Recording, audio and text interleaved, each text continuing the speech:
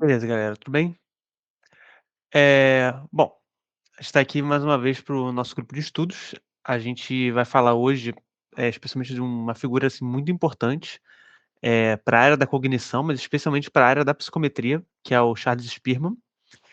E a grande contribuição dele que é a descoberta do fator G, né, que, claro, naturalmente está relacionada também à criação da análise fatorial.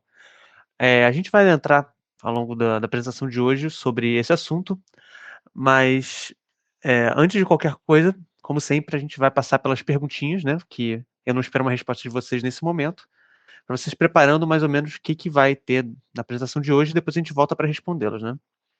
Então a primeira é: quais foram os 2 grandes métodos estatísticos criados por Spearman, que utilizamos vastamente até hoje? Hum. Explique o que é fator G. O que é modelo bifatorial de ou melhor, o que faltou um "o", né. O que é um modelo bifatorial de inteligência de Spearman e por que ele não vingou como modelo predominante? Essa tem que alterar mais. Por que que ele não vingou como modelo predominante? Explica o porquê pessoas com maior inteligência possuem menores correlações em testes de inteligência quando comparado com outras de menor inteligência. Essa pergunta pode parecer estranha agora, mas vai ficar clara. Basicamente está perguntando por que quando você tem um QI muito alto, os testes de inteligência que você faz têm menor correlação do que se você tivesse um QI mais baixo, por exemplo, né. Mas esse vai se responder ao longo da apresentação. E finalmente, o que é a hipótese da energia mental, né, que também é uma hipótese do Spearman.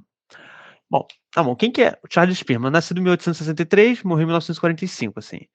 Eh, quem provavelmente já mexeu com alguma coisa estatística já ouviu falar pelo menos da correlação de Spearman, né, que é uma forma de correlação que não vem, assim, da covariância completamente, mas é a covariância, dos postos, né, então você faz um sistema de ranqueamento dos seus elementos, e aí você aplica uma correlação, então ela é menos afetada por valores extremos e ela é normalmente utilizada quando você tem, amostras não paramétricas, né, então que não segue uma distribuição normal. Ele naturalmente tem essa correlação com o nome dele, mas ele fez muitas outras coisas muito importantes para a psicometria, né. Então vamos ver mais ou menos um pouco, assim, da vida, da formação e obras do Spearman.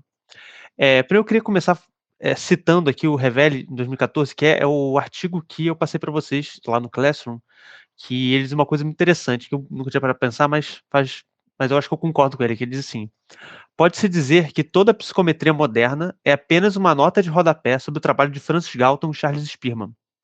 Então você lembra que a gente falou do Galton como pai da psicologia diferencial e tals, e o Spearman vai ser o pai da psicologia correlacional, por assim dizer, né, que é um termo que ele vai cunhar depois. E, assim, o que o Rever está querendo dizer com isso é que as contribuições do Galton e do Spearman para a psicometria, para a bioestatística, elas são, assim, tão grandes e tão importantes que ninguém nunca depois deles, assim, fez uma contribuição tão grandiosa. Então se entende que é aquilo, assim, que todo mundo que veio depois é apenas uma nota de rodapé, assim, não são tão importantes, é só uma extensão do trabalho deles. E, de certa forma, eu acredito isso um pouco. Eu acho que quem trabalha com inteligência, até hoje, ainda é uma grande nota de rodapé do Spearman, apesar de você terem autores, assim, muito importantes. E para vocês terem uma ideia, assim, mais ou menos do nível que era o Spearman, vocês vão ver, ao longo da apresentação, algumas figuras históricas da psicologia que aparecem como alunos dele, rodeando ele. E eu selecionei, ele tem muitos alunos que viraram, assim, figuras importantes, mas os 2 principais alunos do Spearman é o Raymond Cattell e o David Wechsler. Quem não conhece o Raymond Cattell, ele é o terceiro autor na psicologia mais citado que tem, tá? Ele é o terceiro autor que tem mais citações dentro da psicologia. Ele perde para o Freud em primeiro e para o Isaac em segundo, e o terceiro é o Cattell. Então, tipo assim, ele é o terceiro autor mais citado. Ele é o cara que fez estudos, assim, importantíssimos em diversas áreas, principalmente em estudos de personalidade, em estudos de inteligência, inteligência fluida e cristalizada. A gente vai ver isso quando a gente for falar do Cattell especificamente. Mas, assim, ele é uma figura muito importante que estudou com o Spearman. E o David Wechsler, que também é uma outra figura importante, você deve conhecer por causa do teste do Wechsler de inteligência, né, o VISC, essas variações, o VASI, enfim, ele também foi um cara que ali pela década de 60, eh, criou instrumentos de medida de inteligência que a gente usa hoje em dia, né, que são só versões revisadas, né. E bom, como é que foi essa história do Spearman, né? O Spearman é um cara que começou os estudos dele na psicologia muito tarde, na verdade, né. Ou melhor, ele começou os estudos dele muito tarde, eu acho que ele é um daqueles é uma daquelas figuras históricas que começa assim mais tarde na vida e serve de inspirações para as pessoas. Ah, você tem 40 anos e não fez nada da sua vida ainda, mas Michelangelo só começou aos 40, tipo uma coisa assim. O dele é a mesma coisa. Então, o Spearman, ele serviu o exército inglês durante 20 anos da vida dele, antes de começar a fazer os estudos dele. Ele serviu especificamente, assim, em postos, se não me engano, em Burma e na Índia, né? Então, naquela região da Índia, e ele, assim, alternadamente serviu um total de 20 anos. E enquanto ele estava no exército, ele chegou a fazer assim uma formação, não fica muito claro o que é essa formação dele, mas que ele fez formação em línguas e filosofia nessa British Staff of College, que parece ser ali uma espécie de escola militar onde ele podia estudar, o que na minha cabeça não parece que faz muito sentido, porque ele trabalhava assim como oficial da engenharia, né? Apesar de ele não ser um engenheiro, ele trabalhava nos maquinários, nas engenharias, e ele vai fazer assim uma formação durante 2 anos ali em línguas e filosofia. Parece que ele já tinha assim uma certa proximidade com isso, mas segue a carreira militar ainda. Ele chega ao posto de capitão, se eu não me engano, capitão do exército inglês. Bem, então só aos 34 anos, tendo feito algumas leituras em psicologia, o Spearman ele vai abandonar ali o posto militar dele na Índia e vai fazer o PhD dele, vai fazer então, o doutorado dele com Wundt na Universidade de Leipzig, né? Então, ele basicamente fez essa formação e durante mais 2 anos ele ficou estudando por conta própria, de maneira autônoma, e depois foi aprovado para fazer um doutorado com Wundt. Então, assim, você vê o nível do cara, que com 2 anos de autodidata, sem ter frequentado nenhum tipo de academia relacionada à psicologia, ele conseguiu, assim, uma vaga para estudar com Wundt. E ele vai, então, com 34 anos, você vê que ele começou a estudar psicologia ali, foi fazer a formação mais acadêmica dele com 34 anos, assim, o cara começou tarde. E aqui a gente tem umas fotos que seriam, não é, aqui o Spearman não está nessa foto, mas seria contemporâneo a ele um posto militar em Birma, por exemplo. Aqui é a foto de uma guerra que teve na África do Sul, no qual o Spearman fez parte, e aqui é, é o laboratório de Wundt, né? O Spearman não tem nenhuma dessas fotos, porque eu não tem muitas fotos do Spearman. Se você for parar para pesquisar, você não vai achar muitas. Você vai achar só umas de perfil dele, diferente do Binet, do Galton, que você até acha ele fazendo algumas coisas, né? Bom, então a gente sabe, em 1898 ele vai lá estudar com Wundt, só que em 1902 ele precisa abandonar os estudos dele na Alemanha para servir na Guerra dos Boeres, né? Que é essa segunda foto aqui. A Guerra dos Boeres foi uma guerra que uma galera descendentes dos holandeses ali na África do Sul, que na época era uma colônia inglesa, se revoltaram, então o exército inglês teve que ir para lá. Então imagina, o cara tá lá fazendo doutorado dele com Wundt, fazendo pesquisas importantíssimas, e ele para durante 2 anos para lutar uma guerra, né? Então percebe como a vida do Spearman ela vai e volta assim nesses meios militares. Em 1904, não fica claro eu não sei exatamente quando que acaba a Guerra dos Boeres. Eu acho que ela acaba em 1902, mas a Guerra dos Boeres ela não começa em 1902, mas ele só é chamado nesse último ano. Então parece que ele serve ali ali no último ano da guerra e volta assim para estudar com Wundt e durante o doutorado dele ele faz 2 publicações que são uma das publicações mais importantes da psicometria até hoje. A primeira é The Proof and Measurements of Association Between Two Things, que é justamente o artigo em que o Spearman ele desenvolve a correlação de Spearman, a correlações por rankings, né, a correlação para amostras não paramétricas. Ele simplesmente durante o doutorado joga isso, ele publica na APA, né, na revista da APA.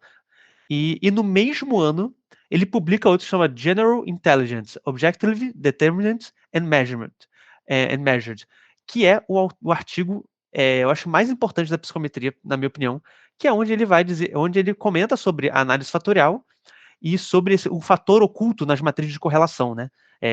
Dentre os testes de inteligência. A gente vai falar mais especificamente disso hoje, mas assim, esse cara no mesmo ano, ele publica 2 artigos assim importantíssimos antes de terminar o doutorado dele, sendo que ele parou o doutorado dele durante quase um ano para lutar uma guerra. Ou seja, o cara é brabo demais. Ponto, o cara tá com quase 40 anos já nesse ponto da vida dele. Assim, o Spearman é um sujeito diferenciado nesse sentido, né? Ele tem uma biografia, no mínimo, interessante. Bem, em 1907 ele conclui a formação dele e, por conta dessas publicações tão importantes que ele faz na revista da APA, ele já é convidado para ser professor da University College of London. Você lembra da UCL? A UCL foi onde o Galton deu aula, é onde o Pearson deu aula. Então, assim, é uma universidade que tem um polo ali de formação em bioestatística, em psicologia, em ciência da hereditariedade, enfim, e vai, e apesar que o Spearman ele ganha uma cadeira ali para ser professor de, de cognição, né? Apesar do grande parte do trabalho dele ser relativo à psicometria, à avaliação psicológica, as aulas e muitas das teorias que ele vai desenvolver depois, a partir desse método empírico da medida, desenvolver leis da cognição. Então, o Spearman é o cara da ciência da cognição, apesar das grandes contribuições dele, que ficam até hoje, é da avaliação psicológica. É, algum tempo depois, assim, conduzindo mais experimentos, tendo os alunos, ele publica 2 livros que também são muito importantes. O primeiro é The Nature of Intelligence and the Principle of Cognition, que é um livro sobre as leis da cognição que ele está montando. E em 1927 ele vai publicar o livro The Abilities of Man, Their Nature and Measurements, que eu acho que dentre esses 2 livros é o mais importante, que é onde ele vai desenvolver melhor a teoria do fator G, né? Como a gente fala, nesse artigo de 1904, aqui ele discorre rapidamente sobre o achado dele. Então é o momento que ele se depara com com esse fator comum das correlações. E um tempo ele vai, e conforme vai passando, ele vai desenvolvendo a análise fatorial, ele vai desenvolvendo essa medida, mas a ideia do fator G está sempre por lá, né? E em 1931, ele se aposenta da UCL, né? E se para pensar, ele teve pouco tempo de atuação acadêmica nesse sentido, né? Porque ele já começou uma pessoa mais velha, ele foi começar ali com 40 e poucos anos, né? Apesar da ascensão muito rápida, né? Com 2 artigos impactantes, ele já conseguiu a cadeira de professor. Bem, essas são as obras mais importantes dele, que são as que eu citei anteriormente. Os 2 artigos de 1904, da correlação de Spearman e sobre a descoberta do fator G, e esses 2 livros onde ele vai desenvolver mais esse assunto, mas principalmente o de 1927, onde ele vai desenvolver estruturas mais complexas para o G, análise fatorial, ele vai falar sobre a estrutura dos dois, o modelo de 2 fatores, e ele vai tentar explicar também o que é esse tal de G, né, que ele encontrou. E a gente vai ver agora o que é exatamente isso que ele tá achando. Bom, descoberta do G, mas afinal, que cargas d'água é esse tal de G que eu tanto falo, fator geral? Bom, para quem talvez não saiba, em breve a gente vai comentar, mas eu quero dar antes um pequeno contexto assim do que estava acontecendo nessa época dos estudos da psicologia experimental, eh, da psicologia diferencial, né? Bom, o Spearman, isso tudo que está aqui é o Spearman comentando na introdução do artigo dele de 1904. Então ele comenta o seguinte, que tinha menos de 20 anos que o Wundt tinha conseguido uma verba para fundar o laboratório de psicologia experimental lá em Leipzig. E era o primeiro momento que as pessoas estavam estudando psicologia experimental assim de maneira mais estruturada, com verbo, com uma sala disponível. E ele comenta ali como isso é uma coisa muito recente. Então, esse fenômeno da psicologia experimental, da psicologia como um método científico, com experimentação, era algo muito recente. E existiam muitas críticas, não apenas ao Wundt, mas também a muitas descobertas do Galton, dos testes, né? Mas um pouco do Binet menos, porque o Binet é 1 ano depois desse artigo. Então, essas críticas são trazidas um pouco mais sobre o Galton e o Wundt, de que não havia nenhuma utilidade nisso, né? Então, questionava-se o Wundt, cara, você está estudando essas tais leis gerais da cognição, mas para que serve isso? Isso aí tem alguma utilidade na saúde mental? Isso tem alguma utilidade na educação, no desenvolvimento? Vai ganhar dinheiro com isso? Ou seja, as pessoas tinham assim uma certa demanda de que você precisava construir na psicologia experimental algo que fosse útil, que ajudasse as pessoas de maneira direta, né? O Binet não fez isso, lembra? Que o Binet ele fez o instrumento dele por demanda do governo francês, né? Por demanda daquele contexto político. O Wundt ele não estava nem um pouco interessado em uma demanda que existia sobre psicologia experimental. Ele estava querendo ver como é que a cabeça das pessoas funcionava. E se aquilo ia ter uma utilidade para ajudar as pessoas ou não, um pouco importava. Que bom, se tivesse uma forma de ajudar, que bom, mas se não, eram pesquisas feitas pela pesquisa, né? Não tinha um motivo ali. Isso foi uma questão de grande crítica, e principalmente em relação à validade daquilo também que se achava. As pessoas tinham um certo questionamento se o que eles estão encontrando ali, aquilo ali é válido mesmo, esse método deles está bom, né? Bom, e o Spearman, então, propõe assim, um termo mais específico para o trabalho que ele está fazendo, e que daí em diante se utiliza muito, que é a psicologia correlacional. Que seria assim, então, o novo campo dos estudos dos testes mentais, que é um campo onde a primeira pessoa a pisar foi o Galton, e que o Spearman vai continuar nisso. Então, e esse termo psicologia correlacional é a psicologia das correlações, né? Então, aqui a gente tem, por exemplo, um gráfico de dispersão de correlações assim, diferentes eh, diferentes forças, né? E é basicamente isso, né? É psicologia, onde eu pego um teste mental, eu pego outro teste mental, eu quero ver se eles são correlacionados, eu quero ver se eles estão correlacionados com uma tarefa do dia a dia.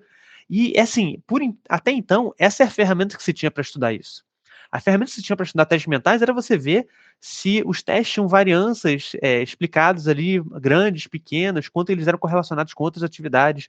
Então, o SPIMA, ele propõe esse termo, assim, que o que ele está fazendo naquele artigo e dali em diante é uma psicologia correlacional, não é mais só uma psicologia experimental.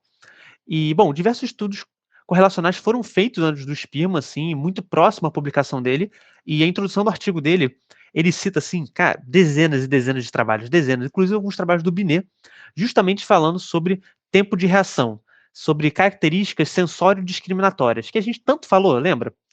E, e basicamente ele faz ali uma revisão, onde ele vê todos os trabalhos que tiveram isso, e ele vai pontuar onde cada trabalho errou, sejam erros metodológicos, erros de aplicação, erros de análise de dados. Tem muitos que não reportavam, falava, tem correlações, mas não reportavam qual era a correlação. Tinham matemáticas muito simplórias e não tinham teorias sobre o erro, por exemplo. Então, o Spima ele vai olhar tudo isso e ele vai ver que, de certa forma, muitas pessoas estão ali tentando criticar que esses testes mentais relacionados a tempo sensório discriminatório não estão ali realmente medindo características mentais propriamente dito, mas o Spima vai falar que medem sim, e que você está achando uma inconsistência nisso justamente porque não há uma metodologia boa o suficiente, e principalmente não há uma matemática boa o suficiente para isso, né? Entendam que até esse ano você usava só correlação de Pearson, né? Então você vai fazer isso com uma amostra pequena, você vai ter dados assim muito outliers, por exemplo, isso afeta muito, né? A correlação de Pearson, ela é muito mais sensível a esse tipo de outlier, então tem muita chance de suas análises darem erradas por conta de um ou dois sujeitos, né? Então, justamente, o Spin vai falar que há erros severos nisso, inclusive ele bota alguns trabalhos do Binet nisso, é que ele tem algumas críticas do Binet que a gente vê um pouco depois. Então, não reportam dados corretamente, não levam em consideração erro de medida, etc. Né? Bom, então o que o Spirma acha, então, nesse artigo dele da descoberta do fator G, né? Bem, a primeira coisa que ele faz é ele faz questão de não cometer os mesmos erros do artigo que ele criticou na introdução, e também ele vai fazer um estudo sobre quais características, quais variáveis podem gerar invariância na medida dele. Ou seja, ele vê o que se mostrou diferente, o que pode ter interferido ali como erro de medida, e ele passa a levar isso em consideração para a medida dele. Ou seja, ele vai levar em consideração o sexo, que ele vai fazer trabalho com crianças, né? Então, ou o sexo da criança pode ter diferença, a idade, se a criança tem um treinamento específico, ou seja, se eu vou fazer um teste de discriminação de tonalidade, será que essa criança, quantos anos de música ela já estudou? Ela já estudou? Ela vive em uma cidade que as pessoas ouvem música com frequência ou não? A criança, essa é muito mais velha, muito mais nova. Será que eu vou fazer um teste de discriminação de discernimento de pesos? Garotos às vezes são mais fortes que garotas, ou garotas entram em puberdade antes, então elas ficam mais fortes. Será que isso não diferencia? Então ele pega principalmente essas três variáveis que ele imagina e vê a partir da revisão dele que podem causar erro na medida dele. Diferença de sexo, diferença de idade e o treinamento anterior que essa criança pode ter tido em relação àquilo especificamente.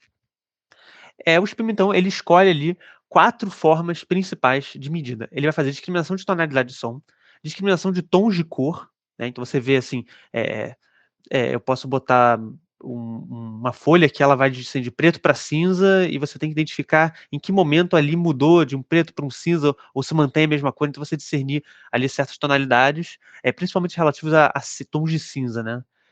Discriminação de peso de objetos, e ele diz que ele faz uma medida de inteligência. Mas, bem, nesse momento ainda não se tinham instrumentos de inteligência. O Binet, inclusive, ele faz o teste dele no ano seguinte dessa publicação. Então, o que ele vai utilizar? Ele usa nota das escolares, o boletim da criança. Ele usa uma coisa que são os rankings das escolas. Parece que nas escolas da região que o Spearman estudou, as crianças tinham rankings, né? Quanto maior o seu ranking, assim, primeiro ranking, segundo, se você estava em primeiro lugar, você era o melhor aluno da escola, segundo, tinha esse ranking. Só que ele usa esse ranking corrigido por idade. E é a mesma coisa que o Binet faz. Ele não usa o ranking absoluto, mas ele vê que, às vezes, as crianças mais velhas tendem a ter um ranking melhor, porque elas são mais comportadas, mas ele leva isso em consideração e corrige por idade. Ele usa a avaliação dos professores, então como que os professores avaliam essa criança? Como assim, brilhante, ou mediano, abaixo da média? Ele tem umas características assim, ordinais, que pede para os professores avaliarem a criança, e também o que ele chama que é o julgamento do senso comum. Às vezes ele pede para os familiares dessa criança, irmãos ou colegas da escola, avaliarem se aquela criança, assim, ela é se ela tem um bom senso comum, se ela é inteligente, se ela é sagaz, ele usa essa palavra, sagaz, que, veja bem, não é o julgamento que o professor vai fazer necessariamente. O professor tá preocupado em comportamento, está preocupado em boas notas. Nesse caso, as crianças, julgando outras crianças, elas estão fazendo um julgamento ali de inteligência muito mais ligado ao senso comum, né? Hum. Bom, e nesse artigo ele vai apresentar 4 séries experimentais. Não vou entrar em detalhes, mas em umas séries ele faz algumas discriminações, ele faz algumas medidas, mas dentro dessas séries, 4 séries experimentais de testagem, ele usa todas essas medidas. E ele percebe o seguinte, que foram encontradas altas correlações entre as funções sensório-discriminatórias e as medidas de inteligência, chegando à medida de correlação de 0,87. Então, então ele diz o seguinte: olha, eu acabei de isolar o erro de medida o máximo possível desses instrumentos, e eu encontrei assim correlações fortes entre inteligência, visto por esses ângulos aqui, e essas discriminações e esses sensórios. É, e ele falou assim: olha, então, assim, o que vocês estão falando que esse negócio de discriminação não mede inteligência, na verdade, tem altíssima correlação. Então, o que será que isso quer dizer? E ele procede a investigar agora, só que ele vai dividir esses testes em 2 grupos. Ele vai dividir entre os grupos de discriminação geral, que são esses 3 testes, e o grupo de inteligência geral, que são essas medidas aqui. Então vai ter discriminação geral e inteligência geral. E, bom, e ele começa assim: se realizarmos a média das correlações entre teste de discriminação e inteligência, obtemos uma média de 0,38. No entanto, realizamos correlações das amálgamas de correlação, passamos para 0,66. O que ele está querendo dizer? Se eu pego os testes separados de discriminação, os testes de inteligência separados, eu vou fazendo correlações, a minha média vai ser 0,38, que não é muito alto. Mas agora, se eu pego todos eles juntos, nesse grupo que eu fiz de discriminação geral, e inteligência geral, a minha correlação é muito mais forte, né, do que se eu fizer a média deles separadamente. E ele vai fazer, então, o seguinte comentário: sempre que diferentes faculdades mentais forem correlacionadas uma com as outras, isso é devido a algum fator comum de grupo a todas. Então ele vai ver que essas tarefas diferentes entre si, se elas têm alguma correlação, é porque tem alguma coisa ali que explica todas elas. Existe, então, ou seja, você ser bom em diferenciar a tonalidade de som, mas você também é bom tirando notas na escola, essas 2 coisas, elas têm uma boa correlação, justamente porque tem um fator ali que está explicando elas 2, então tem um fator comum. Então, ele começa a partir daí. E ele propõe o seguinte, que se de fato houver apenas um fator comum, então ele diz: olha, tem um fator comum, mas se tiver só apenas um, você vai ver o que ele vai chamar de uma hierarquia na matriz de correlação. Dê uma olhada. A hierarquia é basicamente onde você vai ter partes da tabela que vão ter correlações muito maiores, e conforme você vai se aproximando da direita para baixo, assim, você vai ter correlações mais fracas. E você percebe isso aqui, ó. Se a gente pegar por coluna aqui a média das correlações, 0,72, 0,67, 0,62, 0,59, 0,54, 0,52, conforme eu vou andando na minha matriz de correlação, eu vou notando que a correlação que tem uma hierarquia. Ou seja, tem certas tarefas, tipo aqui, que é esse Classics, é a matéria de clássico na escola. Ela é assim, a variável que tem a maior correlação com todos os outros. Essa vai ter um pouco menos, essa vai ter um pouco menos. Matemática vai ter um pouco menos. Essa é pitch discrimination, discriminação, vai ter um pouco menos. Musicalidade, vai ter um pouco. Treinamento musical, vai ter menos ainda. Então, quando ele percebe essa hierarquia, onde você vai ter variáveis que têm mais, e conforme você vai olhando, ela vai diminuindo, significa que não apenas tem um fator em comum que explica todas elas, mas tem apenas um fator. Então, a partir desse momento, o Springer ele já diz o seguinte: olha, existe um fator que explica todas elas, e ele é um. Só existe apenas um fator que está explicando todas elas. E ele chama esse fator de G, o fator geral. Né, é por causa disso. Então, ele pega esse fator geral, assim, e vai tentar analisar. Nesse momento, o que ele está fazendo é o seguinte: ele está pegando a correlação entre uma variável específica, tipo esse clássico aqui, com essa amálgama dos testes de inteligência. Ele está pegando essa correlação e ele está separando a variância explicada, para ele saber o quanto que aquela variável está sendo explicada por esse fator geral de inteligência e quanto que ele está sendo explicada por outra coisa. O Classics está sendo explicado, tem uma correlação de 0,99, ou seja, 99% dele é explicado por esse fator geral e 1% é explicado por outra coisa. E ele vai vendo que, por exemplo, a discriminação de luz 32% é explicado por esse fator comum e 68% é explicado por outras coisas. Então ele percebe que existem aí, mesmo que agora você está fazendo só uma análise de variância explicada, isso não é uma análise fatorial ainda, ele está começando a perceber que certas atividades elas são muito mais intercorrelacionadas com esse fator geral, ou estão bem mais explicadas com esse fator geral, do que outras, né? Apesar dessas outras também serem explicadas pelo fator geral, só que em menor quantidade. Pelo menos inicialmente ele pensa isso.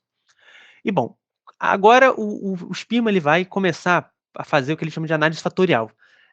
Alguns de vocês já disseram que já tem familiaridade, entendem mais ou menos o que é uma análise fatorial, mas só para uma rápida resumida, a análise fatorial é uma análise que existe até hoje, que a gente utiliza normalmente para compreender a estrutura de um teste, né, a estrutura fatorial de um teste, naturalmente, mas a saber como que os itens de um teste se agrupam por proximidade, né? Então, se eu tenho, sei lá, uma prova, eu faço uma prova que ela tem questões de português e questões de matemática. Se eu gerar uma análise fatorial e partindo do princípio que meus itens são bons, assim, ele vai gerar um fator de matemática e um fator de linguagens.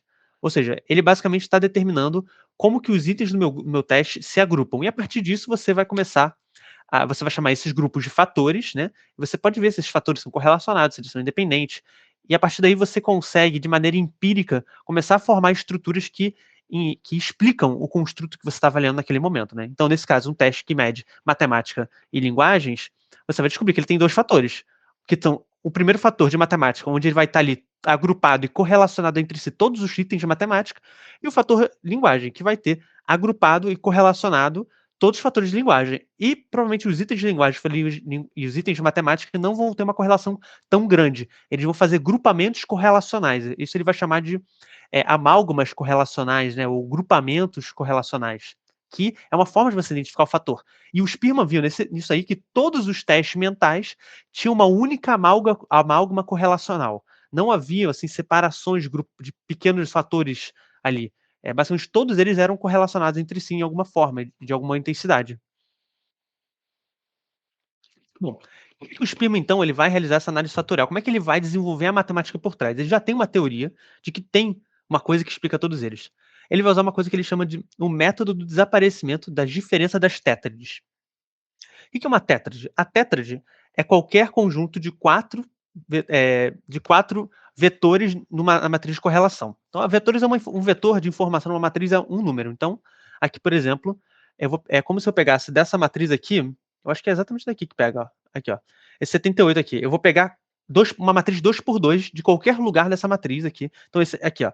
Ponto 78, ponto 67, ponto 70 e ponto 67. Eu vou pegar isso aqui, isso eu vou chamar de uma tétrade, né? E, bom, então uma tétrade é uma parte da matriz que é 2 por 2. Então ele vai realizar um cálculo da diferença dos produtos das diagonais das tétrades. Ou seja, nesse caso ele vai fazer um produto de ponto 78 com ponto 67 e diminuir pelo produto da diagonal inversa, da diagonal secundária, que é de ponto 67 e ponto 70, e ele vai achar um número. Então, e ele vai fazer isso para todas as tétrades possíveis dentro de uma matriz. Percebe? Então, e assim, dependendo do tamanho da matriz que você tem, vai ter ali 70, 80, 100 tetras diferentes.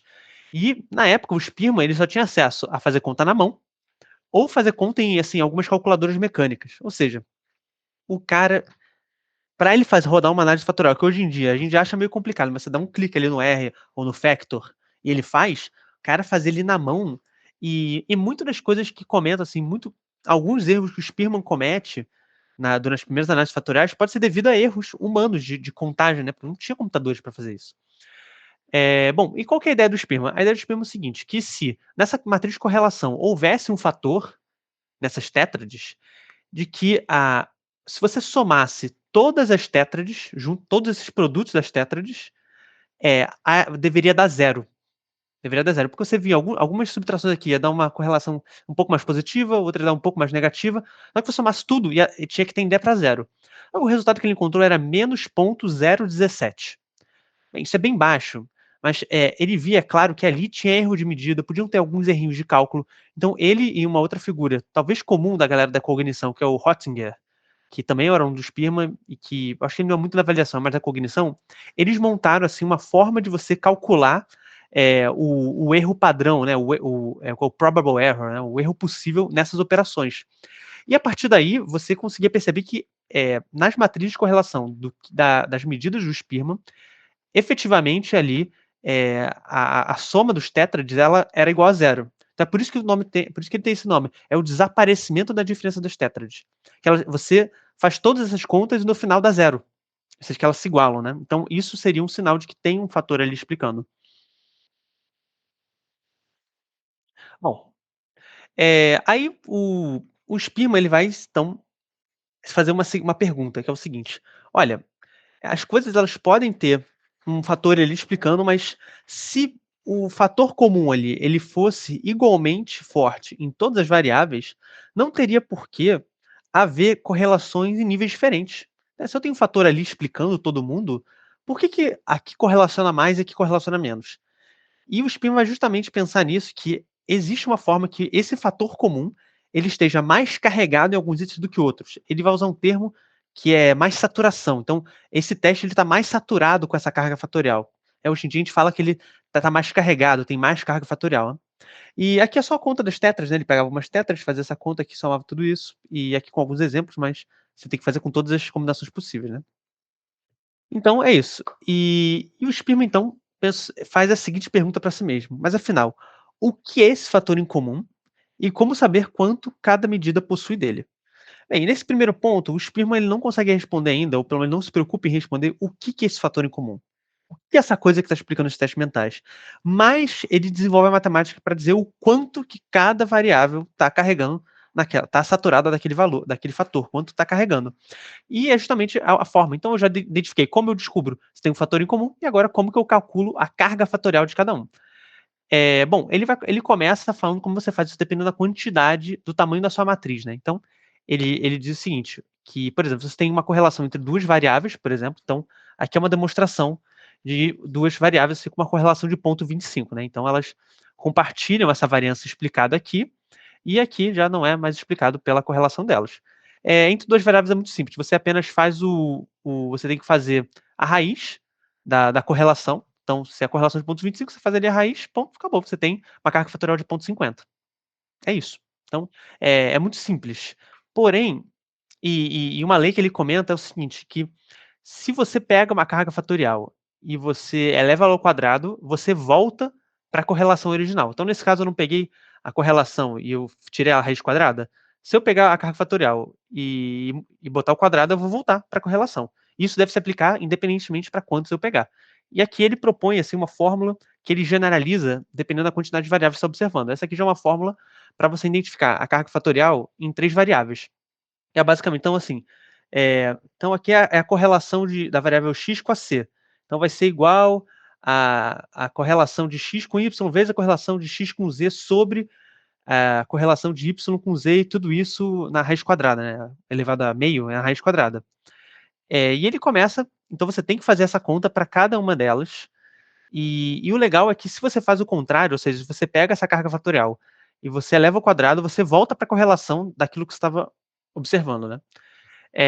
E assim, isso é muito complicado, porque essa fórmula ela tende a ficar cada vez maior para a quantidade de variáveis que você tem. E o Spin ele arranja um jeito de fazer uma generalização dessa fórmula, né? Então, conforme cada variável que você aumenta, essa fórmula vai aumentando, só que ela vai aumentando de maneira padronizada. Então, ele cria uma fórmula de generalização disso, mas assim, são contas infinas, é um negócio assim, complicadíssimo. Né? Hoje em dia, a gente tem computadores, a gente não, às vezes não tem noção de quão fácil é fazer psicometria hoje utilizando um programa, né? Porque antigamente você tinha que fazer tudo na mão, cara. Parar pra pensar nisso é uma coisa absurda, né? Hum. Bom, então, para o Spearman, quando uma matriz de diversas habilidades mentais apresentava um fator comum, esse fator é chamado de fator geral, chamado de G. Então agora ele percebeu que se você está carregado naquele fator comum, aquele fator comum ele chama de G, né? E ele comenta também, você pode notar também que as caixas fatoriais possuem uma correlação de 0,9999 com a média correlacional, mostrando mais uma vez o evento da hierarquia de variáveis. O que é isso que ele está comentando aqui? É sobre isso aqui.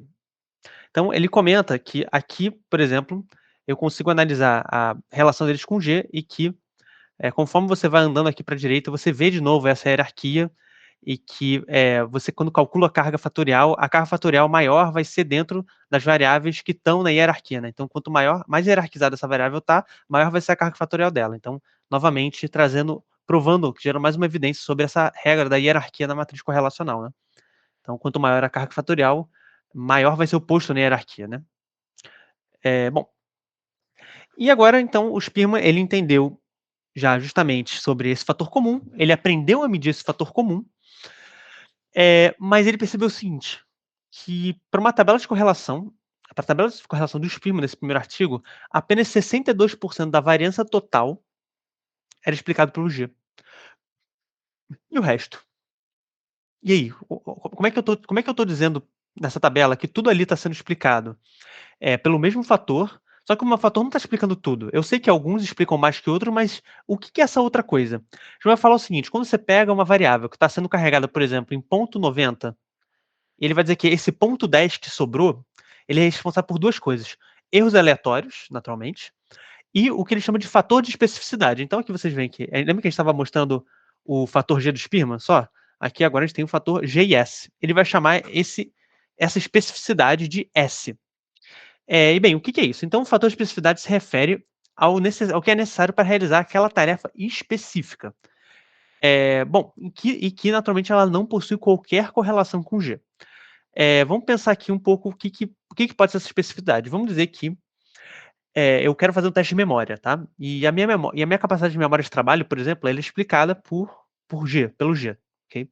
Só que eu, Guilherme, gosto muito de memorizar as coisas. Eu passo minha vida, às vezes, olhando, eu fico tentando memorizar coisas.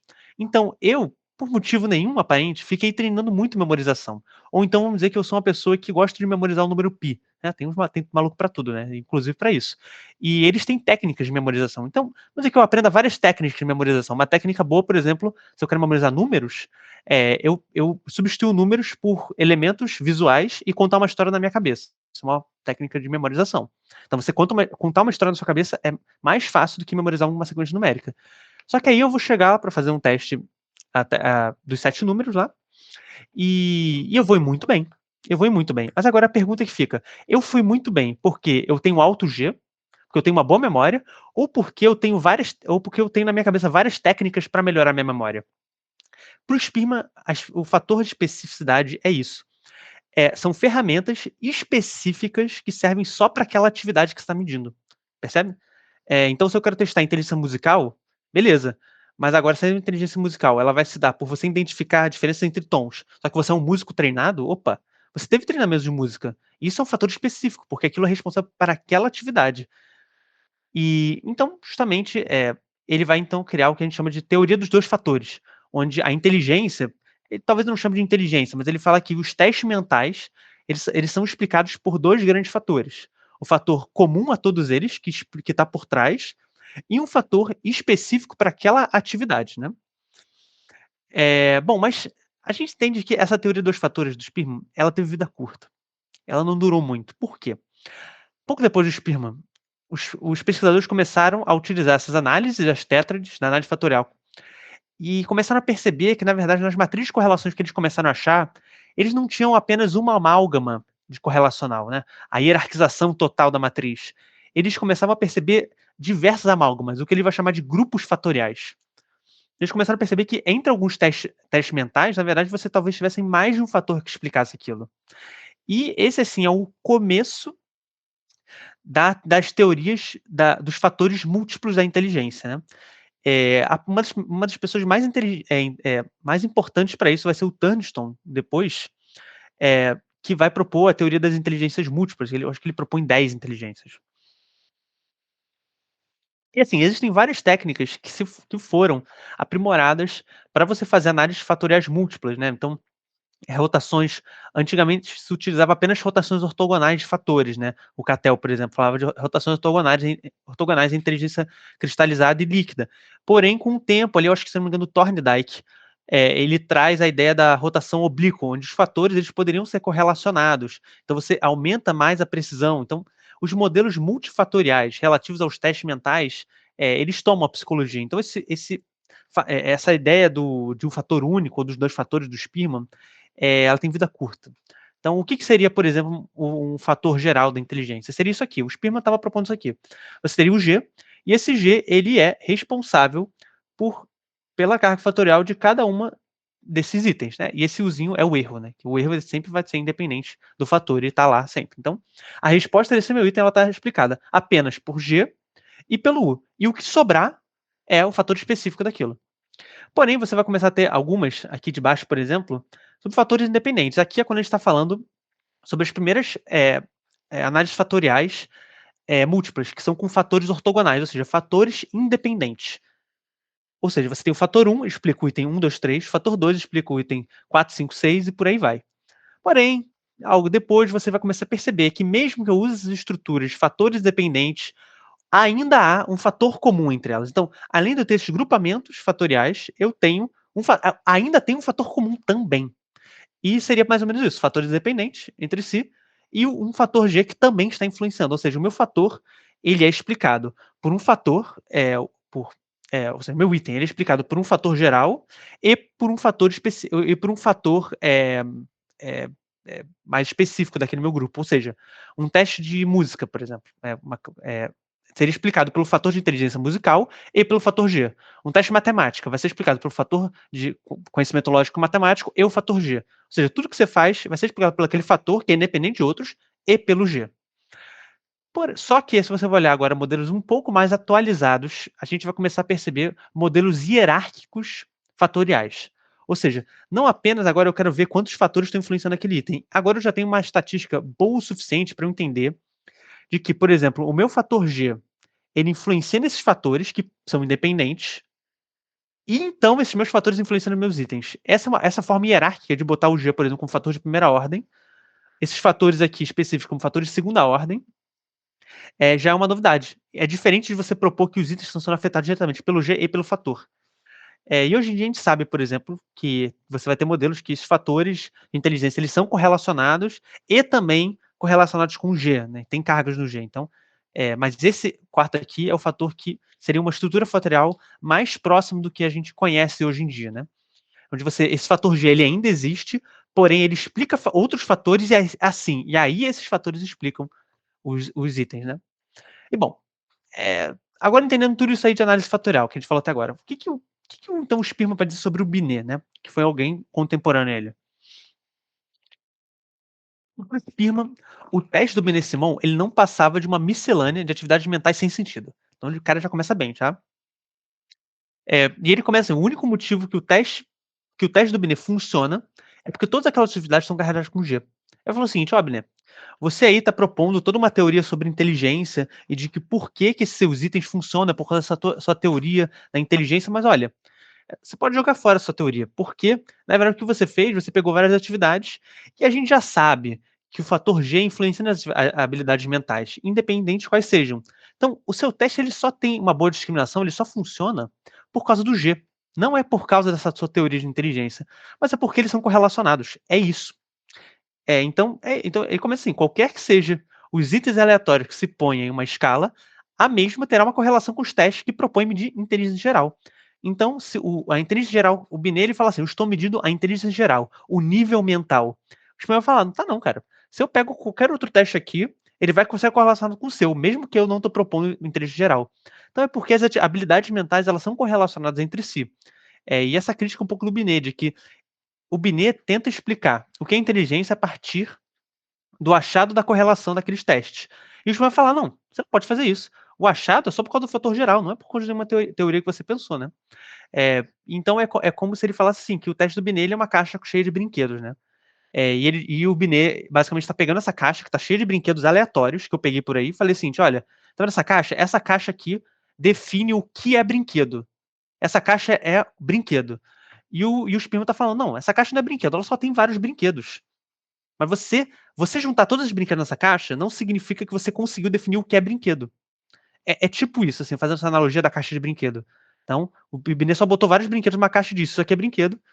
A definição de brinquedo é isso que tá na caixa. Tipo, falou, não, eu posso pegar várias outras coisas aqui que caberiam na sua caixa também, mas por acaso você escolheu botar esses. Essa é mais ou menos a crítica que ele faz ao Binet, né? Bom, aqui a gente vai falar então de uma parte que é a lei dos retornos decrescentes do Spearman, que eu acho que esse nome eu acho meio feio, eu acho que é Law of Diminishing Return, que na minha cabeça é a lei do Big Brain, né? Eu botei esse meme aqui da pessoa com um cérebro enorme, é a lei do Big Brain, que essa lei do Big Brain tá dizendo aqui? Vamos dar uma olhada. Que é o seguinte, em 1927, que é naquele livro do Spearman, lembra? Se não me engano, Nature of Man and Measurements, né? Então ele vai realizar um trabalho com 78 crianças de desenvolvimento típico e 22 crianças de desenvolvimento subtípico, ou seja, crianças que estão ali, pelo menos, dois desvios padrões abaixo da média dos testes de inteligência, né? E ele percebeu o seguinte, que as crianças do desenvolvimento típico, elas tinham uma intercorrelação entre os testes que elas faziam de 0,46. Porém, as crianças estavam no desenvolvimento subtípico, assim, abaixo do nível típico, elas tinham uma correlação muito mais alta, de 0,78. Ele falou, opa, o que é isso? Peraí, quer dizer que os testes estão correlacionados, ou seja, esses testes eles representam mais da carga do G se a criança for menos inteligente. Só que o G não significa a inteligência, ou seja, quando menos inteligente eu for, mais inteligência eu uso para fazer coisas. É mais ou menos isso que ele percebeu, né? Quanto maior seu nível de QI, menos QI você está usando para resolver aquelas questões. Então, esse é a lei dos retornos decrescentes, né? Quanto mais inteligente você for, menos inteligência você usa. E o Spam falou, o que é isso? Por isso que eu falei, é a lei do Big Brain, né? Quanto mais cognição, menos cognição. Qual o sentido disso? E existem outros estudos que vão comprovar esse mesmo fenômeno. Então, por exemplo, ele também foi notado com crianças mais velhas e mais novas, né? As crianças mais velhas utilizavam menos o fator G do que as crianças mais novas para resolver as tarefas, né? As tarefas que elas resolviam tinham uma menor carga fatorial do que as crianças mais velhas, né? Você tinha uma invariância ali. Bom, o Spearman, inicialmente, ele vai explicar da seguinte forma: ele fica explicando que uma pessoa com altos níveis de G normalmente desenvolve muitas habilidades ao longo da vida que são úteis para as tarefas do teste. Ou seja, é como se o seu cérebro fosse uma engrenagem zona ali, e que o G é a velocidade que essa engrenagem está girando, né? Então seria a potência da engrenagem. E se a sua engrenagem é muito forte, você não vai deixar ela muito centralizada, você vai tender a desenvolver habilidades periféricas, né?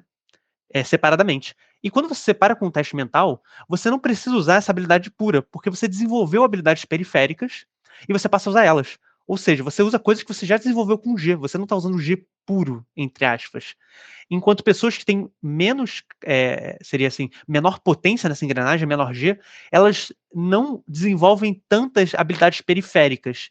Então, quando elas se deparam com uma testagem, elas têm que usar o raciocínio puro, elas não precisam usar assim. Então, isso não parece um pouco aquela descrição de inteligência fluida e cristalizada? Né? E é um pouco isso, a gente consegue interpretar.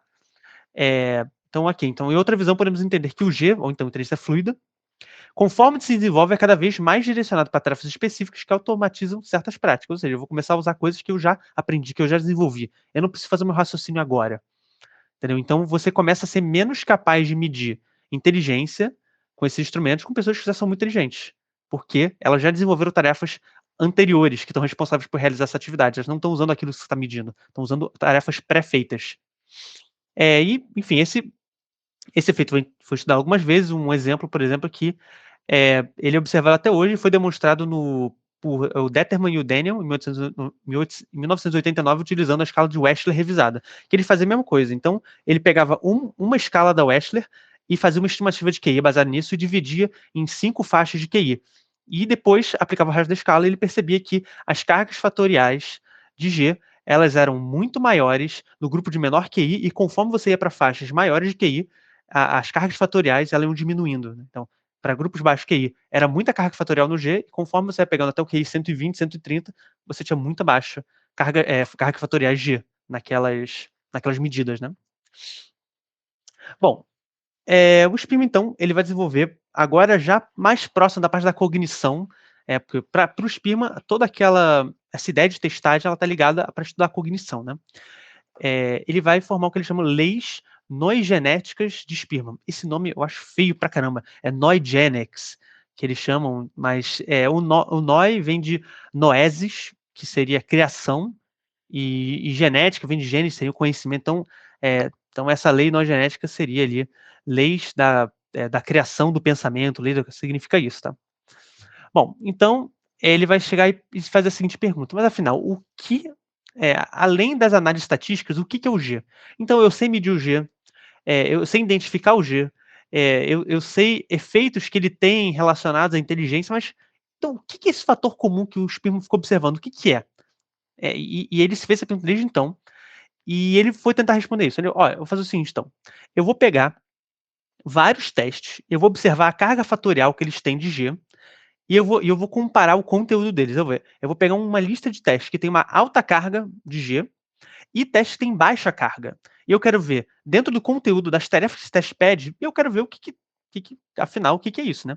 Então, ele, por exemplo, ele vê essa matriz de relações, generalizações, completar séries, analogias verbais, problemas de aritmética, são tarefas com alta carga fatorial no G.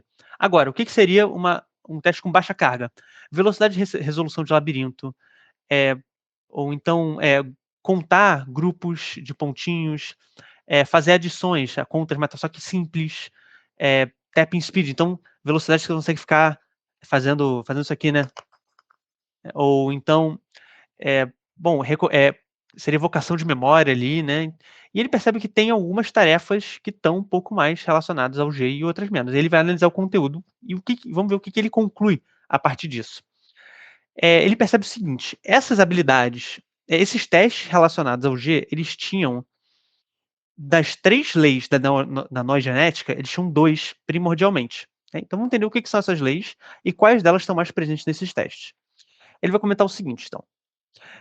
A primeira lei da noise genética é a apreensão de experiência. Então, qualquer experiência vivida tende a evocar imediatamente o conhecimento dos aspectos do experimentador, que é basicamente aprender, né? Como é que eu absorvo conhecimento. A segunda é a edução das relações. Então, a apresentação mental de 2 ou mais elementos tende a evocar imediatamente o conhecimento da relação entre eles. Então, se eu pegar 2 elementos distintos e eu junto, você vai chegar numa relação que eles têm. Então, um exemplo, eu falo para você, braço, árvore. O que você pensa? Galho, porque o galho é o braço da árvore. Então, como é que eu consigo, a partir de 2 elementos, formar um terceiro elemento? E a edução das correlações, que é, então, a apresentação de qualquer elemento junto com uma característica tende a invocar imediatamente o conhecimento de elementos correlacionados, que é uma coisa similar, só que em vez de eu juntar 2 elementos, eu vou dar uma característica para o elemento e eu vou gerar um elemento novo. Eu posso botar, tipo, alto e oposto. Baixo, que é o oposto de alto. Então, antes eu juntei 2 elementos e agora estou juntando um elemento e uma característica. Então, uma é a edução das relações entre 2 elementos e outra é a edução da correlação. Então, a partir de uma característica de um elemento, eu correlaciono ela com um elemento novo. E o Schumann vai perceber que esse fator G está carregado principalmente dentro das eduções das relações e da edução das correlações. Tá bom? Não tanto na apreensão de conhecimento, mas na capacidade de fazer relações e correlações. Bom, então. Então tá aqui, né? O Spearman conclui então que os testes que mais carregam G são aqueles que contemplam a educação da relação e eduções da correlação-relação. O que esses testes requerem? Então, eles requerem indução, dedução, raciocínio, inferir relacionamento entre 2 coisas, inferir regras, generalizações, apontar similaridade em coisas diferentes, resolução de problemas. E muitas dessas coisas a gente pode notar em alguns testes neuropsicológicos atuais. Por exemplo, qual é a similaridade entre justiça, entre justiça e lei? Qual é a similaridade entre sonho e realidade? Onde eu posso pegar 2 coisas muito diferentes e pedir para você anotar uma similaridade. Né? Inferir certas regras sobre situações, ou então encontrar padrões. Esse encontrar padrões vai ser muito forte para o Spearman e ele vai focar nisso. Então, na tentativa de fazer um teste altamente carregado no G, o Spearman propõe um teste da relação de matrizes como uma forma de medir G. Onde ele vai pegar, então, algumas matrizes, eu tenho uma foto aqui, algumas matrizes, e ele pede para que você, então, encontre o padrão da próxima matriz 2x2, ele dá algumas opções para você, e você tem que encontrar qual que é a imagem entre essas que entra aqui. E por que ele tenta fazer isso? Ele tenta fazer isso no esforço de tentar gerar um teste que medisse o G, só que de forma transcultural, ou seja, que não tivesse nenhuma característica verbal. Então, que ela não precisasse ser escrita, não precisasse estar em nenhuma língua, e que os elementos que estão nesse teste fossem elementos fossem incomuns para todas as culturas. Percebe? Então ele está usando imagens como essas que não são objetos que existem na minha cultura, na Noruega, no Japão, na Uganda, na Austrália. Ele está usando elementos incomuns a todos, elementos novos e sem nenhum tipo de elemento verbal. E o Spearman não entra muito nessa, mas tem um aluno dele que se debruça sobre esse teste especificamente. O nome dele é John Raven. Vocês já ouviram falar, ele é o cara que criou o teste chama matrizes progressivas de Raven. E se vocês lembram, é basicamente isso aqui. São matrizes que é como essas, 2x2, às vezes 3x3, que cada vez mais vão ficando mais difíceis, vão ficando mais avançadas, né? Então, são matrizes progressivas, cada vez mais elas vão ficando mais difíceis. Até que as últimas matrizes do teste são umas coisas assim de louco, né? Eu já fiz esse teste de matrizes progressivas, assim, as últimas são um negócio de doido mesmo. E bom, é, até então a gente conseguiu entender que existe o G, como medir o G, como ele funciona, quais testes o G aparece mais e quais características esses testes têm, mas o que é o G? O que esse fator comum? O Spearman não explicou até agora. E eu vou decepcionar vocês. O Spearman não está muito se importando em explicar o que é. Ele, quanto mais questiona se esse negócio de G, se é inteligência, é uma medida de inteligência isso afinal, o Spearman se questiona disso. Então estava todo mundo, na época, muito animado, assim, que se descobriu finalmente o que é inteligência, esse fator, as pessoas chamam de fator geral de inteligência. O Spearman ele nem ousa chamar isso de fator geral da inteligência, ele chama só de fator geral, ou de G. Então ele vai questionar, cara, será que isso é inteligência mesmo? E essa ideia sobre se os testes de inteligência realmente medem inteligência, ela é uma discussão sem fim, e até hoje não tem resposta. Até hoje você tem testes com altíssimas evidências de validade, altas cargas fatoriais, mas será que aquilo é inteligência ou aquilo é só especificamente o que o teste está propondo a medir? Eu acho que a APA já se juntou assim 2 vezes com grandes estudiosos da inteligência e não conseguiram definir o que era inteligência. E não vai ser o Spearman. Antes disso, ele pouco se importa também em definir inteligência. Mas ele tenta explicar o que é esse fenômeno que está acontecendo, assim, por que todas essas características estão acontecendo comunalmente, mesmo que ele não chame de inteligência. Ele, inclusive, ele vai chamar de energia mental. É a hipótese da energia mental. Então, ele não chama de inteligência. Ele não acha que o G é necessariamente inteligência. Então, essa neogenética que a gente estudou, que a gente já comentou do Spearman, são as características qualitativas da cognição. Mas agora, o que são então os princípios quantitativos da cognição? Ele introduz, se não me engano, 4 princípios quantitativos da cognição, mas o único que realmente é interessante, que depois não é substituído por outro, é da energia mental. Ele tem os outros 4, mas que eu não vou entrar aqui também, que eu acho que não são importantes também. E são difíceis de acessar, né? Que hoje em dia a cognição já tem termos melhores, mas essa da energia mental é interessante e é mais importante dessas características qualitativas da cognição, quantitativas, melhor dizendo. É bom. Então, apesar de Spearman ter se mantido ateórico sobre o G durante toda a sua vida, a ideia por trás desse princípio é entender a função do cérebro como engrenagens. Então, a gente tem que entender que para o Spearman, o nosso cérebro ela é como se fosse uma máquina, uma engrenagem, certo? E que o G seria a energia do sistema. Então, o Spearman, lembra que a gente falou, ele tem esse background de um militar das engenharias? Então, ele está acostumado ali com as casas de máquinas, então ele entende o seguinte, olha, nosso cérebro é uma máquina, e é uma engrenagem ali, um maquinário, e a energia do sistema. Percebe que ele não fala que é a gasolina, ele fala que é a energia do sistema, como sistemas físicos, a gente pode calcular, né, a energia total de um sistema. Só que a falta de conhecimento sobre fisiologia do cérebro do Spearman na época limita muito ele para desenvolver um pouco mais sobre isso. É, e ele mesmo comenta que no futuro ele espera que as pessoas desvendem o que é essa tal energia mental, porque ele não tinha conhecimento suficiente de neurociência para isso. Então a ideia dele é o seguinte, que talvez por conta das capilaridades do cérebro, tenham pessoas que tenham uma forma mais otimizada de mandar nutrientes para o cérebro e vascularizar o cérebro de forma que você faça conexões neuronais mais rápidas. Então é isso, é como se um G muito alto fosse um funcionamento a níveis de energia mais altos de energia do cérebro. E não necessariamente tem a ver com pensar mais rápido. Não é isso, percebe? Mas é sim como se o seu organismo tivesse muito mais energia. Então ele conseguisse depender dessa energia em mais atividades, conseguisse. É mais ou menos isso. Mas, novamente, ele não entra muito nessa discussão da neurociência ou da filosofia da mente, até porque ele tem muitas poucas bases biológicas e não era bem a área dele. Ele não é um cara que veio das ciências biológicas, como o Simon, que era psiquiatra, veio, outros estudiosos também vieram ali da medicina ou enfim, dos estudos da biologia, como o próprio Binet também, né?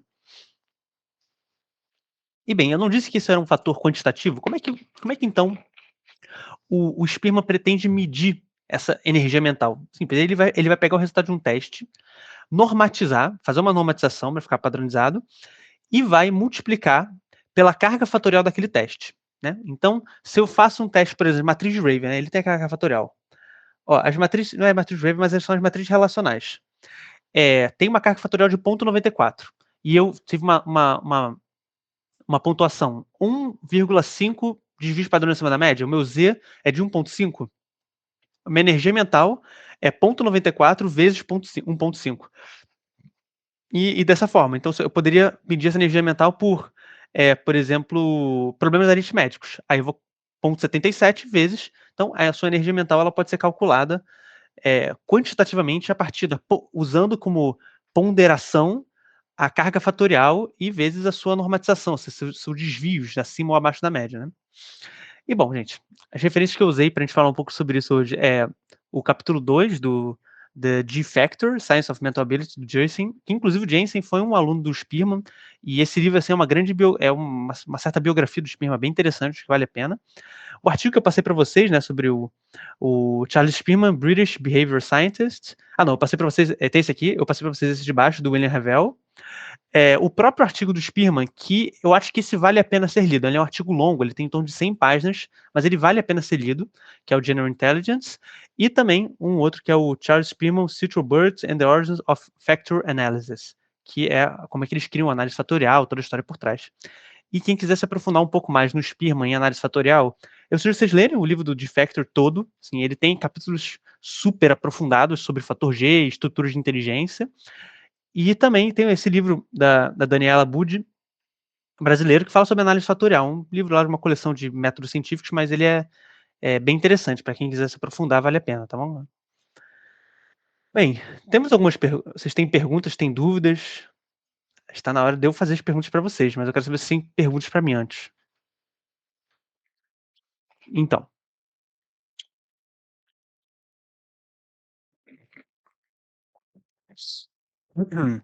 Bom, ninguém ficou com dúvida? Ninguém ficou com nenhuma pergunta?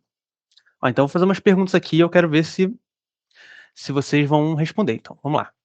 Então, quais foram os dois grandes métodos estatísticos criados por Spearman que utilizamos vastamente até hoje? E aí, quem manda? Se quiserem, pode escrever no chat também, não precisa abrir o microfone. Ele tem dois grandes métodos estatísticos que ele criou. Quais foram? Gente, não me deixem falando sozinho, só podem responder, sem medo. Eu não vou julgar se vocês errarem, por favor.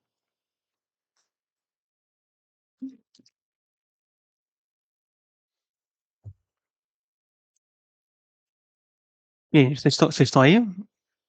Deem sinal de vida. Correlação dos postos. Exato. Então, é a correlação do Spearman, correlação dos postos. E, bom, é a correlação dos postos e a análise fatorial, né? São as duas. Análise fatorial, isso aí. Boa, boa, Amanda. Tá. Então, essa é um pouco mais complexa, que é explique o que é fator G, né? É, eu vou tomar essa pelo grupo, eu vou responder essa, então. Fator G é o fator comum que explica a correlação entre vários testes mentais, né? Então, o Spearman ele descobre que existe um fator comum que está explicando o motivo de vários testes mentais, apesar de distintos terem altas correlações. Esse é o fator G, é o fator comum aos testes. É isso. Agora, o que é o modelo bifatorial de inteligência de Spearman e por que ele não vingou como modelo predominante? Aqui, tá? Aqui, corrigir depois. E vocês sabem dizer por que o modelo bifatorial, aquele que é o G e o S, por que ele não vingou muito tempo? Ou melhor, por qual modelo ele foi substituído depois, assim?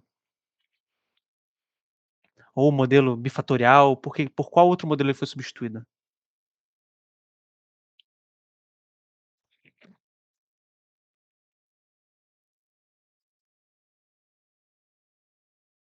E aí, o que vocês acham? O que vocês lembram? Ó, eu acho que o Cattell, o Turniston e o Thorndike tem a ver com a queda do modelo bifatorial, né? Como a gente tinha dito, então, né? Foi substituído por modelos multifatoriais, né? Capacidades múltiplas, isso. Modelos de fatores múltiplos, exatamente. Né? Que só podem ser independentes ou correlacionados, mas não eram só dois, eram múltiplos, né? Então, boa. E penúltima pergunta. Então, explique o porquê. Ah, essa é boa. Explique por que pessoas com maior inteligência possuem menores correlações em teste de inteligência quando comparadas com outras de menor inteligência. Essa é aquela lei do retorno, é o diminishing return, né? Eu não lembro como é o nome em português. O nome em português é péssimo. mas do retorno, do desaparecimento do retorno. Por que que esse fenômeno acontece, né? Pessoas mais inteligentes têm menor carga de G nas atividades, quando com pessoas menos inteligentes. Vocês saberiam explicar? Por ter habilidades periféricas utilizadas nos testes, exatamente. Pelo alto QI, ou alta inteligência, alto G, chama como quiser, elas desenvolvem atividades periféricas que acabam sendo responsáveis. O que acontece? Se a gente interpretar isso dentro do modelo bifatorial do Spearman, que foi o que ele fez, você percebe, tem a maior alta carga do S, não do erro, mas do S. Então aquele item ele vai carregar muito mais na habilidade específica de resolver aquele item do que o G, né? Então é como se a criança ficasse treinando fazer aquele teste, né? E por último, o que é a hipótese da energia mental? E aí? Nas palavras de vocês, o que vocês entenderam? O que é essa hipótese da energia mental do Spearman?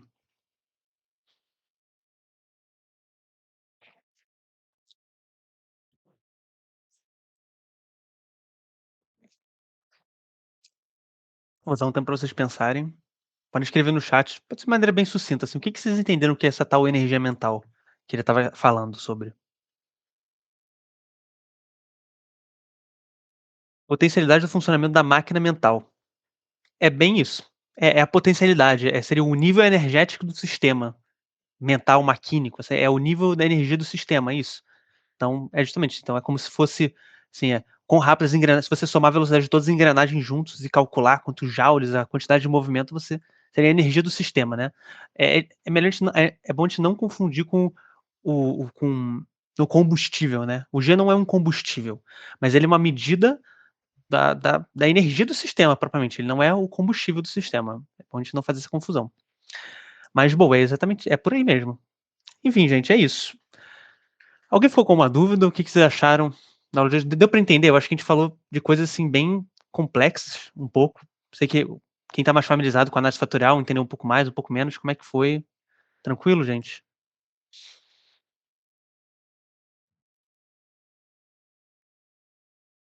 Legal, bacana.